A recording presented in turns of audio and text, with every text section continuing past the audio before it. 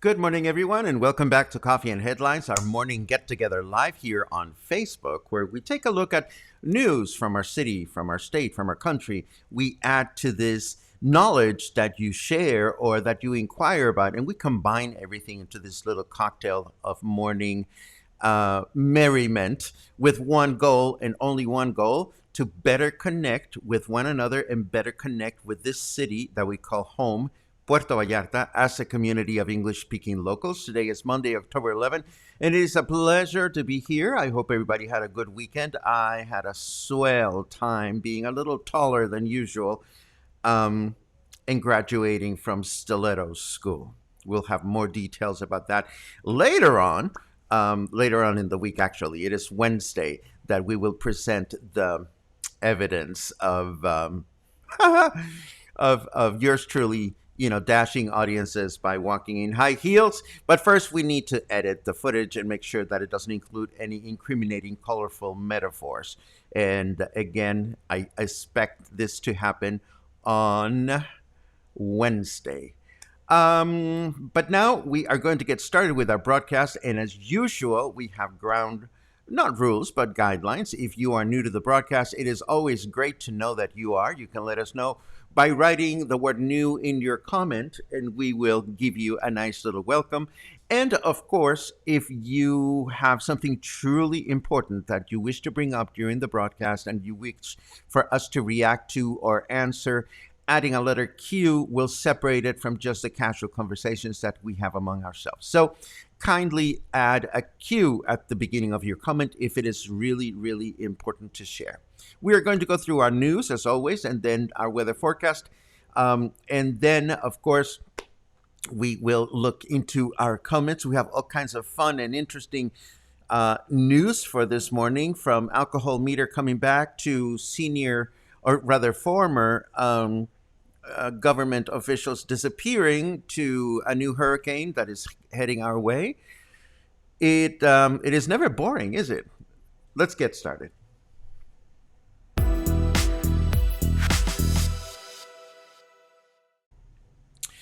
Well, for starters, you may want to know that Alcoholmeter operations came back to Puerto Vallarta this past weekend. This is our city's government initiative to keep citizens safe if they've been out partying and drinking and subsequently driving themselves home. So in case you're not familiar with the maneuver, I'd like to tell you briefly what it is, how it happens, when it happens, and what to do about it. On Friday and Saturday evenings, the police department sets up inspection sites at important intersections of town, such as Francisco Villa and Libramiento, or Francisco Villa and Fluvial Vallarta, where they randomly pick vehicles and stop them to see if the driver has been drinking. If you look fine to the policemen or women, they let you go by. If you look giddy or otherwise compromised, then they whip out the alcohol meter and check you out. If you pass the test, you go. If you don't pass the test, they confiscate your car and send you to jail to spend the night. What can you do about it? Well, that's easy. You can stay sober or pick a designated driver or take an Uber home instead of driving yourself. Those of us that live and drive in the city know better to risk ourselves. And if we find ourselves inadvertently in the path of an inspection, usually going onto Facebook or going onto what's the name of the driving application? Waze. They usually have indications that there is an alcohol inspection ahead of you, so you can always find alternative routes to get home. But it happens, so you better be prepared for that. Now, moving right along with the news, if you are Mexican, 65 years of age or more, you can now apply to the Secretary of Wellbeing's pension program, which provides financial support at the tune of 3,100 pesos every 2 months for anyone that applies. This is a nationwide program separate from the pension we receive through Social Security. And folks interested in learning more about this should visit the Senior Citizens Daycare Center located in Colonia Aurora, and all the details are located within this article. I essentially share this knowing that most of the people in the audience are not Mexican, but since we had a question about what is the deal with pensions in Mexico not too long ago, I figured I would add this to today's news headlines so that you would be better acquainted with what's available. But if you know any Mexican folk that are in your lives that are 65 or over, here's a little bit of extra pesos that you can apply for. And as I understand it, this is good for anybody that has the proper paperwork. And again, all the information is located within the article that we will share in the show notes. As we've said several times before, things always get interesting when there's a change in municipal terms, municipal administration. According to this news note, Fernando Peña, who served as comptroller for the past administration, went missing this past Friday, says his wife. He hasn't returned home since then. He has not been heard of. There are no further details available at this time, but we pray that he is safe, and this is a story that we are going to be following through the week.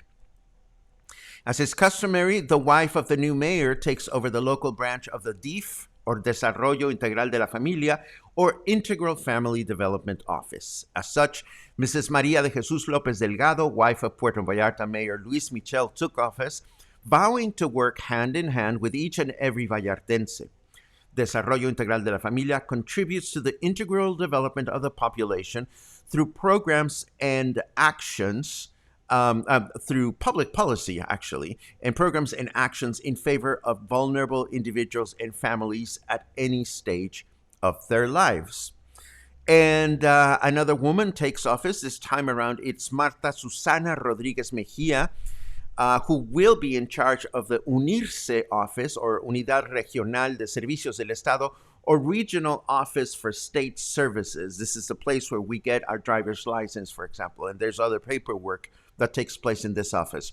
In the past administration, she served as the director of beach tourism, and now she will head the UNIRSE office, and as such, she will represent Governor Enrique Alfaro in all local political affairs. Official affairs, I should say. There is a new tropical storm in the region. Her name is Pamela, or as we say in Spanish, Pamela. And she is expected to develop into a Category 2 hurricane in the next couple of days before touching land in Sinaloa, north of Puerto Vallarta. Most weather forecasts I've been keeping an eye on this morning for our region indicate that we will get increased amounts of rain, but not being on the path of the storm, it should amount to that and nothing more. But let's take a quick look at Windy just to see what Pamela is up to before we look at our actual weather forecast. And there she be, presently located in front of the coasts of Colima, where I've seen some gnarly footage of the tropical storm. Again, it is not a hurricane yet, and we hope that she won't change her mind in terms of her path. Going back to the previous image, you can see that it is going to circumvent our bay and touch land much norther up. So we hope that this is going to be the case, that it won't amount to much more, and that those areas in the path of the hurricane will do okay. So that's what we have. What does that mean for our weather forecast? Let's take a quick look.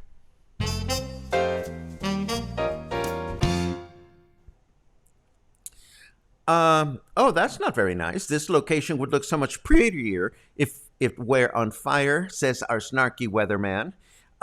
Well, I don't think so, but anyhow, we are enjoying 28 degrees of temperature right now. It feels like 32. Humidity is at 81%. And for those of you that get along with Fahrenheit, our temperature right now is 82 degrees Fahrenheit. Today, we can expect humidity and a mostly cloudy day with a high temperature of 32, low temperature of 25.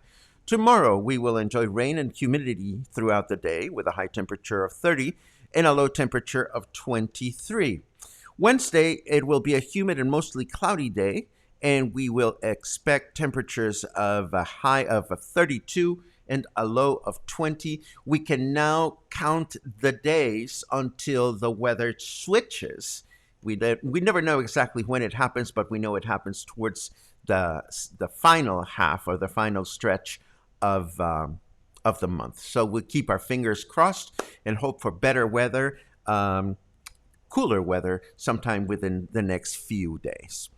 Um, Now I want to talk to you about two myths about Puerto Vallarta. Number one is that Puerto Vallarta is safeguarded against hurricanes by the shape of Banderas Bay. We know that not to be the case, and that we don't get major earthquakes here. Well, we know these myths not to be true, particularly considering that this past Saturday, whilst yours truly was out there putting my life at risk over a pair of stilettos, the city of Puerto Vallarta remembered that 26 years ago, this past Saturday, in 1995, a 7.5 Richter scale earthquake shook Puerto Vallarta for 75 seconds, resulting in 10 deaths, 75 injuries, and the destruction of the crown over Guadalupe Church.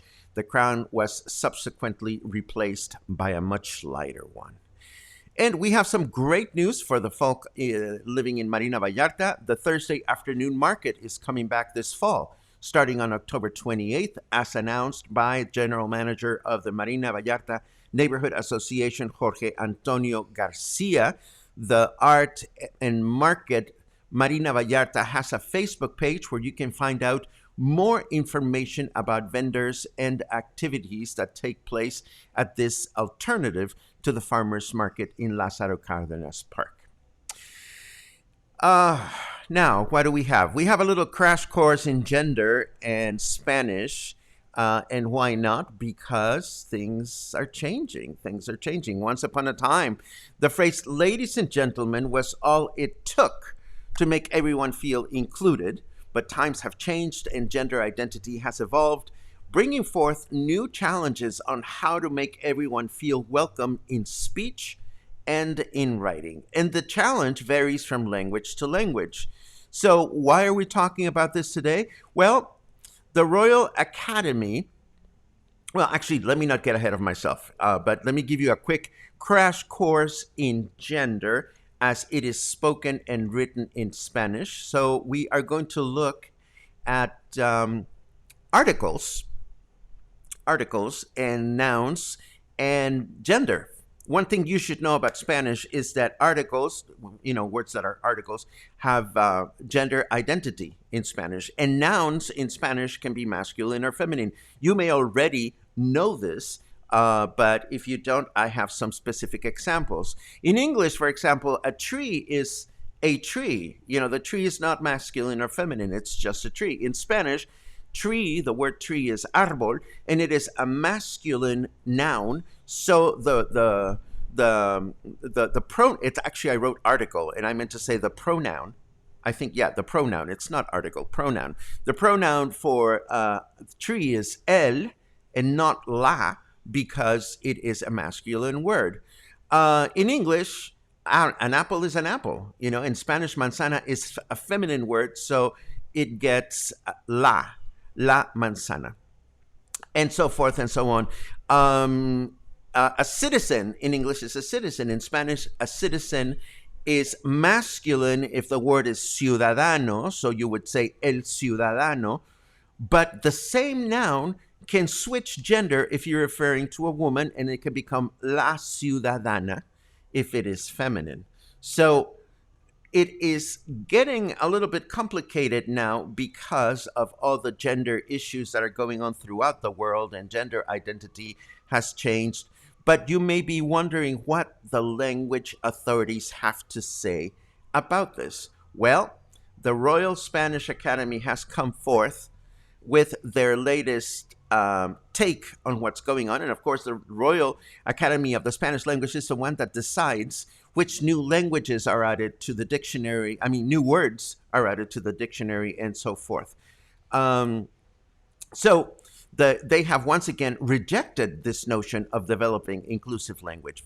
But whereas in the past the Academy's response on the matter had been sarcastic, this time around they've stated a very specific opinion about changes that, according to some, would give visibility to demographic groups with different gender and sexual orientation preferences. And what did they have to say on the matter? Well, the Academy has said what is now commonly known as inclusive language is a set of strategies whose goal is to avoid the generic use of the masculine form of language, which is firmly rooted in our language and that does not imply any type of sexist discrimination. Tómala. You know, even before binary gender and all these um, uh, developments in gender that have taken place in the recent years. I remember growing up as a teenager, and I mean, our national anthem starts saying "Mexicanos al grito de guerra," and it's a call to Mexicans to go to war and defend our country. But the national anthem does not go "Mexicanos y Mexicanas al grito de guerra." But at some point in the 80s, I remember this vividly, all politicians started referring to the population as Mexicanos and Mexicanas, Ciudadanos and Ciudadanas. And it seemed so tedious at the time to hear them talking in those terms. I used to think, well, what a waste of time and language to do this. Mind you, I personally don't have much of an opinion about gender issues as they relate to written or spoken language, but I figured I would share a little bit of this so that you could appreciate how gender identity can get a little bit complicated in Spanish. And of course, needless to say, for those of us that are gay, playing with gender in language is so much fun, but we cannot even get started on that because it is 10:47 and it is time to take a look at your comments. Let's see what's going on. Lots of hellos, as always. It's always so appreciated to see your buenos dias and your good mornings, whether they're in town, such as Emiliano Zapata, or whether they are away in other places. Let's see what we have. Punta Negra, says Luis Gibson. Excellent. I can relate to this, Lynn. I sure hope that Cyclone Pamela does not get close to Puerto Vallarta. How are the heels, Paco? Well, the heels are fine. You'll get to see it on Wednesday. Let's see. Oh, Christy's coming, and I know she's bringing yarn. Yay. I love it. I love it. What else do we have? Sounds like a fun walking Wednesday, seeing you walking in high heels. Somebody gets the connection between Wednesday and walking. Thank you very much, Den. That is exactly what's going to happen. Did we go walking on heels? Well, let's just say maybe we did. Maybe we didn't. Let's see what else we have. La la la la la. 9 more sleeps, says Jenny. Good for you. Oh, that makes 2 of us, girl. Glad there is no podometer. Oh, I hear you. I hear you. Although my preference when I consume is to stay home, not to go places. Barbara says, anyone 65 plus with permanent residency?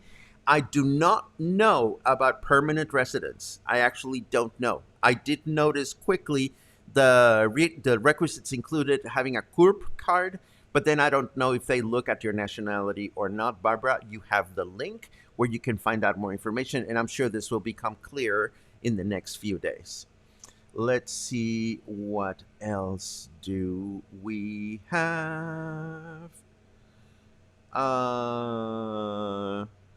Tony says, might you announce the resumption of rehearsals for the Puerto Vallarta Gay Men's Chorus, now preparing for a resurrection Christmas concert and sincerely seeking more cantantes? Well, I don't have to announce it because you you just did. There you go. Um, do you have a picture of you with high heels? No, but I have video, which is better or worse. It'll be presented on Wednesday. um, let's see. Raymond says, hooray for the return of the Marina Art and Market. Of course, it is a great way to spend a Thursday evening. I wonder, Raymond, if you are going to be selling your breads over there along with the farmer's market. It would be nice to know. Oh, no, you're not in the farmer's market. You are in the other one that the name I forget, but it's the one in the Rio Cuale.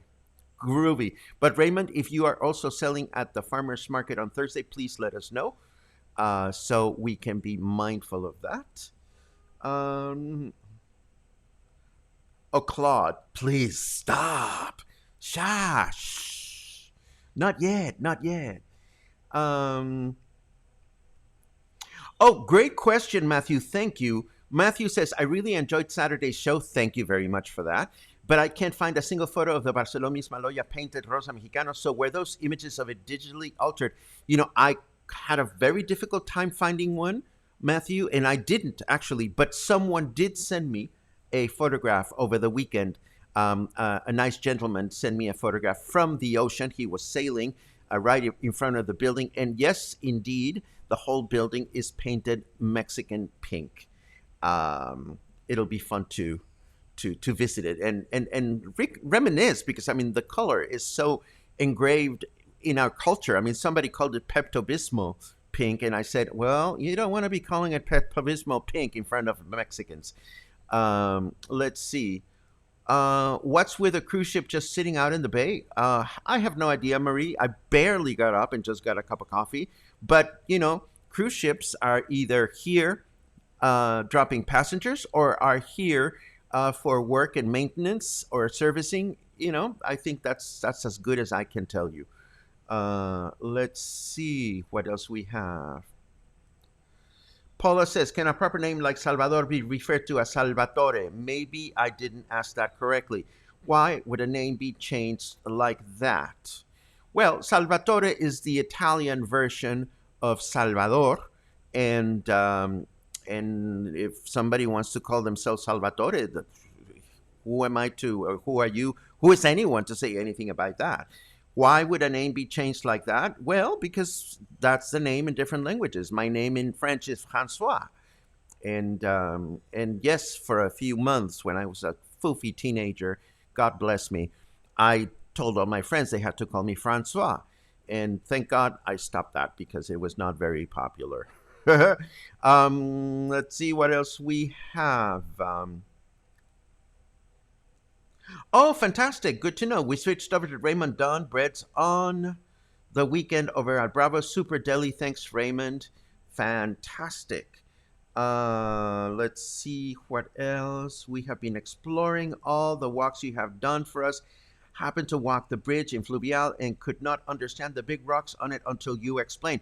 Well, when I was driving through town with some friends yesterday, we drove right past the bridge that we discussed over the weekend, and the rocks have been removed, and now the street has only one way exiting Fluvial, so it will prevent cars from entering the neighborhood through that one street.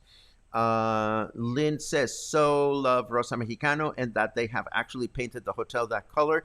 Um, I would love to. I think they will keep it.